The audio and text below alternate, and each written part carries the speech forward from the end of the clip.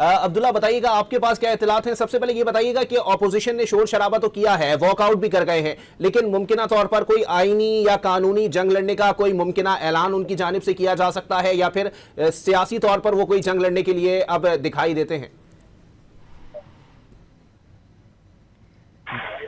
جی عبداللہ۔ حکومت جو ہے وہ انہوں نے پارلیمانی کمیٹی جی بالکل، ہم نے 2 دن پہلے بھی بتایا تھا کہ حکومت نے پارلیمانی کمیٹی تشکیل دے دی اور اس میں تمام سیاسی جماعتوں کو شامل کیا، لیکن پاکستان تحریک انصاف اور JUI نے اس سے بائیکاٹ کیا اور اپوزیشن کے پاس کوئی واضح حکمت عملی نہیں تھی، اور ہمیں یہی بتایا گیا جب ہم ان سے بات کرتے تھے کہ ایوان کے اندر جو ہے وہ ہنگامہ آرائی ہوگی اور اس کے ساتھ ساتھ ایوان کی کارروائی کو چلنے نہیں دیا جائے گا۔ یہی حکمت عملی تھی جو اپوزیشن کے پاس تھی، اس کے علاوہ کوئی حکمت عملی نہیں تھی۔ آج اپوزیشن نے تیاری کی تھی کہ وہ 11 ترامیم جو ہے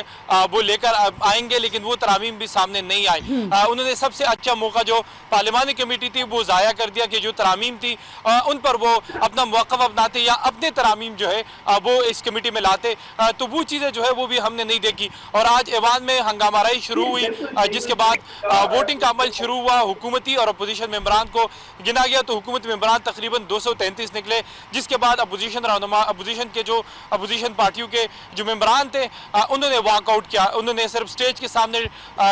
جو ہے نعرہ بازی کی، اور اس کے ساتھ ساتھ ہم نے ایوان کے اندر دیکھا کہ شہباز شریف کے وزیر اعظم شہباز شریف کے چاروں اطراف میں پاکستان مسلم لیگ نون کے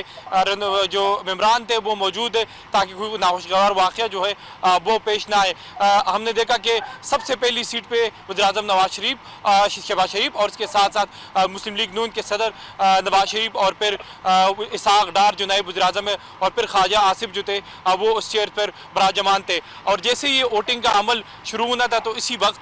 پاکستان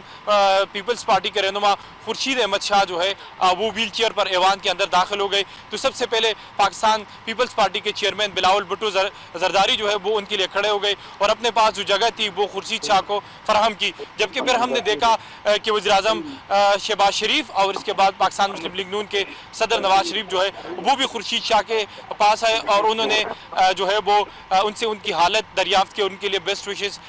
نیک خواہشات کا اظہار کیا۔ پھر پاکستان تحریک انصاف کے جو ڈیزرٹڈ ایم این اے ہے شیر افضل مروت وہ آئے، انہوں نے بلاول بھٹو زرداری سے مصافحہ کیا اور پھر جو ہے وہ خورشید شاہ کے پاس آ گئے۔ ہنگامہ آرائی تھی اور اس کے بعد اپوزیشن نے واک آؤٹ کیا، کوئی حکمت عملی نہیں تھی، نہ اپنے ترامیم وہ لے کر آئے تھے، کمیٹی کا چانس بھی انہوں نے مس کر دیا، جس کے بعد جو شکوار جو ان آئینی ترامیم کو پاس کرنا تھا وہ بہت سموتھلی ہوا، کیونکہ اپوزیشن جو تھی وہ ایوان چھوڑ چکی تھی اور حکومتی ممبران جو تھے وہ موجود تھے۔ دوسری سائڈ پہ اپوزیشن کی جو بینچز ہیں ان پر صرف جمعیت علماء اسلام فی کے 4 ممبران موجود تھے اور انہوں نے جو ہے وہ اس کی مخالفت کرتے رہے، اور اس کے بعد شاہدہ اختر علی جو جمعیت علماء اسلام فی کی ایم این اے ہے وہ آ کر وزیر اعظم شہباز شریف کے سامنے کھڑی ہو گئی اور دونوں کے درمیان کوئی بات چیت جو ہے وہ ہو گئی، اور جس کے بعد وہ اپنے ڈائز پہ واپس چلے گئی۔ اسپیکر نے سب جو ممبران تھے وہ شکوار جتنے بھی ترامیم کے وہ پاس ہو رہے تھے تو تمام جو ممبران تھے وہ اپنے چیئر سے جو ہے وہ کھڑے ہوتے رہے، لیکن اسپیکر نے کہا کہ خورشید احمد شاہ صاحب جو ہے وہ بیمار ہے تو وہ اپنا ہاتھ جو ہے وہ کھڑا کرے۔ ہم نے دیکھا کہ بار بار جو ہے وہ تمام ممبران کی جانب سے ڈائز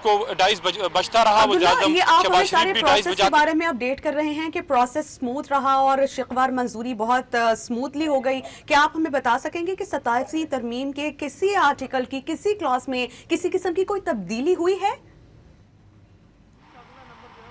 جی بالکل، اس میں 2 جو ٹیکنیکل ایشوز تھے۔ پہلے کمیٹی میں یہ ڈیسائیڈ کیا گیا تھا کہ سپریم کورٹ آف پاکستان جو ہے وہ پہلا نام تھا، تو کمیٹی میں یہ رد عمل آیا کہ کیونکہ حکومت کی خواہش تھی کہ اس کو صرف سپریم کورٹ جو ہے وہ ڈکلیئر کیا جائے، جبکہ اس سے پہلے چیف جسٹس آف پاکستان جو ہے اس کا نام ہوتا تھا اور پھر اس کو بھی ختم کر کے جو ہے وہ چیف جسٹس رکھ دیا گیا۔ اور دوسری جانب جو آئینی عدالت کے لیے وفاقی آئینی عدالت جو فیڈرل کانسٹیٹیوشنل کورٹ تھا صرف، اب اس کے ساتھ پاکستان کا نام جو ہے وہ ایڈ کیا گیا تھا، جبکہ اس کے چیف جسٹس کے لیے بھی پاکستان کا نام جو ہے وہ ایڈ کیا گیا تھا۔ لیکن اب یہ ترمیم ہو گئی کہ سپریم کورٹ آف پاکستان جو ہے پاکستان کا لفظ دوبارہ سے اس کے ساتھ ایڈ کیا گیا، جبکہ اس کے ساتھ ساتھ سپریم کورٹ کے چیف جسٹس کے ساتھ بھی پاکستان کا لفظ جو ہے وہ ایڈ کیا گیا، جبکہ اس کے ساتھ ساتھ دوسرے جو چھوٹی چھوٹی ترامیم تھی اس میں کچھ ٹیکنیکل टेक्निकल गलतियाँ थी उसको दूर किया गया, और ये जो प्रोसेस है इसमें बड़ी कोई तब्दीली नहीं की गई। ठीक, अच्छा अब्दुल्ला मोहम्मद, आप हमें बताएंगे कि आपने कहा कि तमाम 59 शिकों की बहुत स्मूथली मंजूरी हो गई है, सबसे इम्पोर्टेंट क्लॉज क्या थी जिस पर पाकिस्तान पीपल्स पार्टी को तहफ्फुज़ात हों? जी बिल्कुल, पाकिस्तान पीपल्स पार्टी को जो तहफ़्फ़ुज़ात थे वो कमेटी में दूर हो गए। जब बिलावल भुट्टो ज़रदारी ने ECC इजलास के बाद कहा कि वो आर्टिकल 243 के अलावा किसी शेख को जो है